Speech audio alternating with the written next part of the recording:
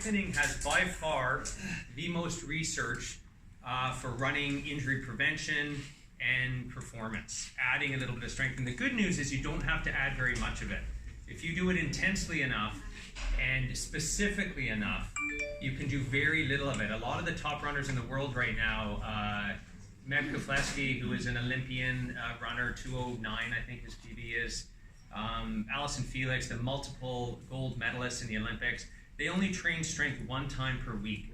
They do it very intensely and they do very few reps. They do 4 or 5 reps of really heavy deadlifts. We're not going to get into what they do, but they pick the weight up. They don't do a lot of slow lowering that creates micro tears in the muscle and needs recovery.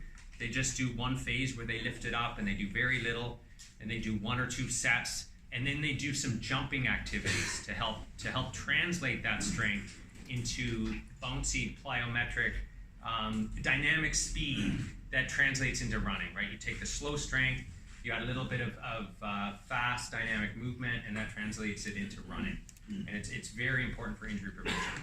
So why do runners, why is it so important that runners, over time, a lot of people get away without strengthening, but why is it important over time that runners do some strengthening? Why does running, by its very nature, break down muscle? It's called catabolic instead of anabolic, and I don't mean the anabolic steroid kind, but just the building and the repair of muscle. Why is running often a net negative over the years, where you actually, your muscle mass, even your bone density, can start to get less with too much running? Why is that? Do people know what happens to the muscle? Like in cycling, it doesn't happen quite as much. Does anyone know it? So hey, go ahead. Any answers? I would guess fatigue and compact. Yes, compact and impact is the answer. Because there's impact with running, what happens is if this is my knee and I lengthen it under a load, which is what you have to do. If every time you land when you run, you would collapse and hit the ground. If your muscle didn't stretch out, and then at that very end range, it has to contract quickly in order to push you back up again. So every step around the ankle, the Achilles, the calf, the quad, the glute, all these muscles are loading like an elastic band and having to rebound off. Whereas in cycling, it's more of a continuous motion, and rowing, there's not that really quick micro tearing and damage that's done. So because it creates more inflammation, a little more micro damage, running requires more rest between sessions than, say, swimming. Swimmers can be in the pool a lot longer than runners can be on the pavement because of this particular type of damage. So to counteract it, a good program, and 3 times a week is sort of ideal. Beyond that, you can get faster, but you're taking slightly more risk that the muscles don't recover. So how does strength play in order to help with this? Well, what strength does is makes our muscles have more ability to tolerate the shock of running. So the big shock absorbers, what's sort of the main shock absorbers, anyone? What part of our legs help us the most when we land? Because the injuries happen more when you land, not when you push off. It's as you go from landing to pushing off. It's sort of that transition where the injuries occur. Like a meniscus. Meniscus is that's a specific example. Meniscus is one of them. That's sort of not the top 10 running injuries. What happens? Oh yeah, meniscus is not the muscle that controls it. You're right. That's an injury. What muscles control the meniscus? You're right. The knee. The meniscus is in the knee. She just answered. This little cartilage inside the knee joint can get a tear eventually. If your muscles aren't working properly, it goes into the joints and into the bones, and they take on more, and you get injured more. But we want our shock absorber muscles to protect us so we don't get meniscal, ligament, tendinous types of damage. Sorry, what was your answer? I just keep talking and not letting you answer. What was your answer? The calves are a big one. So the calves, when the ankle drops and we land, our foot goes down, our shin comes forward. So what's getting pulled is in the back is the calf is lowering us. So we want to do exercises that basically mimic the calf lengthening. The quad is a big one. Because if I just use my calves, there's still a huge amount. I really have to bend my knees, and what controls the knees is the front of the leg.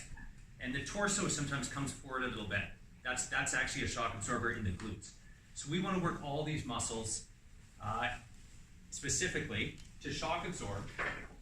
But they found that where do most injuries happen? So I treat injuries every day. I treat running overuse injuries, and we now know what part of the muscle has the slowest recovery for runners, and it's the tendon. So the tendon, the end of the so let's say this is your glute muscle, and the red part is the muscle, and the white part is the tendon. Now the tendon, the muscles contract, so your strength is in the part that has the strength and gets lengthened under a load that you have to contract. That's got a lot of blood flow. The tendons don't have a lot of blood flow. So almost. Could you please raise your hand Yeah, up? we can see it. So you can see that from back there. The white part that attaches to the bone, that's where usually all injuries start microscopically. So when they do biopsies and see where the tendon is starting to, there's 3 phases that happen. First, you get if you start to run and you haven't run in a while, you get an adaptive tendinopathy, it's called, and that's a good one. It will thicken. So that's why you got to hold yourself back. If you feel like your lungs are ready, your cardiovascular system improves very quickly. But this tendon is still adapting, and this tendon in your Achilles and this tendon in your knee, they are slower because they have low blood flow. The reason they're white is they don't have the blood flow. So they take the less blood flow, the less cleaning out, the less rebuilding, because you just simply don't have the blood flow. So every day, the top 10 running injuries I treat start in the tendon. The IT band's a tendon, the Achilles is a tendon. Even the plantar fascia starts in a flex, starts in the tendon before it spreads into the fascia of the foot. Hip, anything around the knee that attaches, a lot of that is tendon stuff that starts to generate first. So you got to be careful with your program. Now, what controls the tendons is the key. What controls the tendons and holds them in place so they don't get overpulled is the muscles, and that's where we get back into strength. And I'll show you a few things to do with strength. They found that the most injuries happen when the knees come, when things collapse. So if my knees come together, my legs come in, they roll in and come across. So every step, you're supposed to come in a little bit, because that's part of shock absorption. But as soon as you get fatigued, when they measure this and assess it and record it, they see over time, every kilometer, if the strength isn't there, the knee comes in more, which means every tendon is getting tugged and getting more little micro tears that you then have to recover more from, and you're more likely to get injured. And you're also getting slowed down, because the more I go in that direction, and that, I'm exaggerating, but the more I go here and here and here, then my body's always has to recover, and it's also slowing me down. So the ability to absorb shock this way and not rotate is what prevents injuries, and what will increase speed if that's your goal. But injury prevention is sort of the number one thing, and then speed work sort of takes care of itself. So a really good tool, when almost everyone that comes in, every patient that comes in now, I'll actually give them one of these as part of their treatment. If it has anything to do with the running injury, to activate these muscles that don't get activated when you're just running. Running doesn't activate these side muscles very well at all, the inside, the outside, because it's more of a linear sport. There's not as much side stuff. So the key with strength now that we know, it's better to count, instead of saying how many should you do, 20, 15, let's say you're doing squats. It's really not the number. They found that to challenge your strength, you want to do an exercise with continuous tension for at least 45 seconds. So, in other words, if I put this around my ankles, and I do one that, and going side, anything you can do with this around your ankles is going to help your running. Because what happens is, my knees want to fall forward, whether I have it around my ankles or my knees. All the muscles that keep my knees in line, they keep me in line, that my glutes suddenly turned on, this turned on, just to keep this band apart. So what you want to do is time yourself and make the exercise as hard as you can. So you can pick ones that are with this band, that are activating all these muscles that help stabilize and strengthen muscles we don't have with running. So one of them would just be going sideways.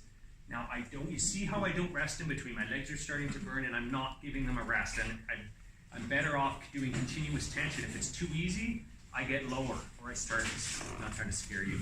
Looks like I'm creeping up. But basically, you can go side to side, front to back and forth, until your ability to tolerate this, and you can do little steps, you can get higher. You can see how I'm challenging all these muscles in the position that running challenges them, because when you land, right here is where everything goes wrong. So if I can strengthen myself low in this zone and hold it for a certain amount of time, and if it's too easy and I feel like I can do 20 more seconds, then I didn't go low enough and I didn't push the band far enough apart.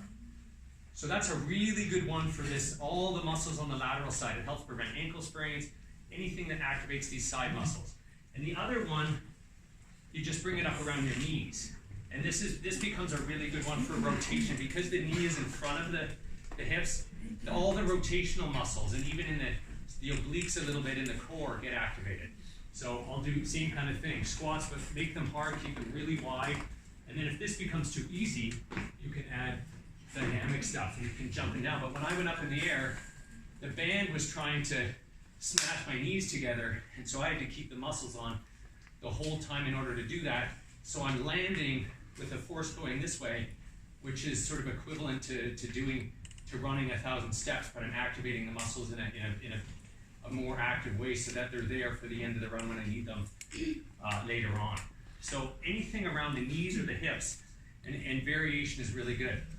They found that if you do the slow strengthening, like do it in 45 seconds under tension, and then you add, and you can do one leg too.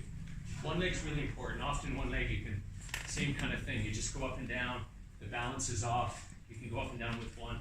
But basically you see, I'm not even coming to the top because then I rest, which means I have to do 10 more to get the same result as if I did no resting. So if anything you do is more than a minute, it's become inefficient. You want to somehow make it harder. For example, if you do a plank on the ground, it's okay to work up to a minute, but then try to challenge to make it so that you can't quite make it that minute in a very safe way. If you're doing a plank, you could lift one leg, you could put the band around your ankles and do a plank and start bringing your feet sideways so you're on one leg, then the other, lifting one arm, then the other. As long as your form is really good, you want to take things to 45, 60 seconds, so using your watch instead. And then if at the end, you can add some sort of dynamic movement where there's a little bit of jumping to it, that has a lot to do with injury prevention as well. And the other thing is to try to do things on one leg. If you're always doing weights, and weights are really good, but try to get some sort of one-legged activity in there.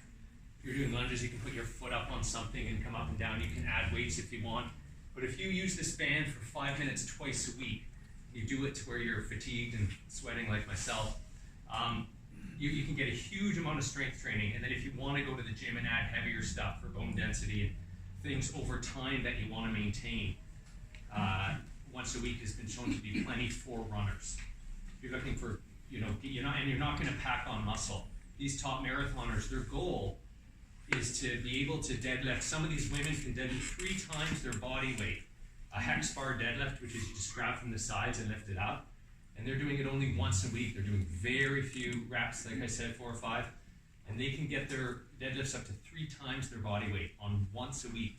Because they're fully recovering, they're already running. So you don't want to break the muscle down so much that you can't. And then it stabilizes, and their bone density over time will stay higher than it would have otherwise with no weight training at all. Any questions? That's a lot of stuff, but do you sell the bands here? No, we don't have. Okay. We use the weight belt when we're doing those heavy. The what? Weight like belt. weightlifter's belt. When we're doing those heavy deadlifts, it must do. No. The whole goal now is not to. The whole goal is not. If you can't have the right form where you're doing it in a way that, and the hex bar is not a traditional deadlift. The traditional deadlift is from the front. I'm not saying do that. I'm just saying just general weight strengthening is good. You want to get a trainer to figure out exactly how to do that, but you can do that in a very safe way without it. Your spine is see the hex bar. You're more upright, so the compressive load on your spine you can easily do. It's when you start to go forward more and you get shearing forces, and that's a whole separate thing of other exercises. But the band is stick with the band. As far as that goes, if you're not already know a lot about sort of that 1 time a week weightlifting, doing this a couple times a week and taking it to where you really don't want to do any more after 45, 60 seconds in different planes, walking different ways, and then adding a jump at the end. Because you can jump higher after you've done that. It's called post-activation potentiation. It's the ability to, once you've fatigued the muscle, you've activated the nervous system, that if I've done the strength, I can actually jump an inch higher than if I just try to jump without it. You'd think you'd be weaker and it would actually be less, but adding a few jumps after some of the strength training will really help the spring and the stride length and your ability to absorb shock. That's part of the reason you jump, is not just to jump, it's to learn how to land, and running is a lot about landing. Other question? Yeah? Yeah. So for amateur runners like us, how often do you recommend us to do the strength training per week? And then, Yeah. and the second question is, there are a lot of functional training like HIIT, like CrossFit. You have to work all the way until failure. Do you generally recommend those exercises to us? Okay, that's where I go over my time limit. Only because that's what I was going to cover today. Those things are called concurrent training. Anytime you do two things together, each thing is, you become good at concurrent training, which means, like let's say I do a burpee, right? That's an example like this. So a burpee is where you do a jump squat, and you go down, and you push up, and then you come back up, and you keep doing that. Now that doesn't optimize strength or cardio. So the reason is, you've already got your cardio. Running is the optimum. To actually train your cardiovascular system, it's more a percentage in your muscle. It's not just getting your heart out of breath. Getting your heart bigger and stronger is very limited. Your ability to have cardiovascular fitness and burn fat and have the enzymes in the mitochondria happens at a local muscle level. So to get actually to increase the aerobic capacity of a particular one, you want to choose cycling, running, things that work the same muscle over and over. Because as soon as I might get out of breath doing a jump squat or doing something like that, but before I get to fatigue, I switch. So the strength, you will get minimal gains doing anything. But the most efficient way is to separate the two. Is to take strength and do it. They've done that with kettlebell, the kettlebell strength. So that's an example. There's nothing wrong with that. That's functional strength. It's fun, it's motivational, it gets some flexibility. But when they take people who do kettlebell and they take people and say, instead of doing kettlebell, do 25 minutes of actual strength where you go to momentary muscle failure or fatigue where you're really tired and then you stop, and then do a run for 25 minutes. At the end of the 6 weeks, the VO2 max, the people who did the run for half the time were training the same muscle group over and over, so it took it to the limit where it had to force itself to get better. Whereas if you're out of breath and you're always switching muscles, your heart gets a bit bigger, and your heart's be able to push blood more, but the muscles they aren't forced to the limit where they have to adapt overnight and actually improve as much as if you just run, or you just row, or you just bike, or you just swim. You can get far more cardiovascular direct benefits from that. And the same thing with strength. If I do one push-up, that's not challenging. Let's say someone can do 10 and they do one and then they stop and do another one. They're getting out of breath, which is sort of helping their cardio, but not specifically. Nor are they training their strength because they're not taking it to the point where their body needs. The bodies are lazy and they won't adapt. Your body won't adapt at all as you age unless you force it to take it to the limit it's capable of in a safe way and slightly more. So I don't do any. You can do that. It's somewhat useful, but if you want to be efficient as a runner and you've already got the cardio, you don't need to get out of breath doing strength. You can do far less strength in a small period of time without stopping working that muscle and working another one, and randomly working muscles where they all kind of get worked out metabolically, but their strength hasn't been challenged. Anyway, the studies that show that if you separate it, it's better, but those classes are beneficial in so many other ways that I wouldn't say stop doing that. But if you want to just be good at running and have the strengthening, you only need to do, this band stuff. If you do this 10 minutes twice a week, and then once a week of general strength, if you do whole body, push, pull, I don't want to get into gym stuff too much, but that's a really good question. But you see how long it took me to answer it. That's why I said. Is this band all you need? Because I thought well, that's what I mean. Because you can do other stuff body weight. Like even push-ups, I'll do something, or I'll do planks, but I'll sometimes put the band around my legs and make it more challenging by having this. Sometimes I'll even put it around my wrists and sort of do one arm, move it out a little bit. But yeah, if you're at anything and you just add this, you're 90% of the way there. I mean, over time, general strength eventually becomes more important as people age to prevent the sort of breakdown that running doesn't quite make up for, especially in the upper body, your bone density in your wrist. And running helps bone density lower, but it doesn't help the spine that well, it doesn't help the wrist, the things that can happen over time. So lifting weights in general becomes a good thing over time. But if you just have this, if you just start with this in your current program, that's a huge benefit, yeah. And I need to stop now. But if you have any questions, you can email me for free on this card is mine. So anything I can get across for free with email, I'm happy to do that. Do you have anything in the Forerunner's newsletter? I could. Okay, we'll have What's that? We'll have a little summary on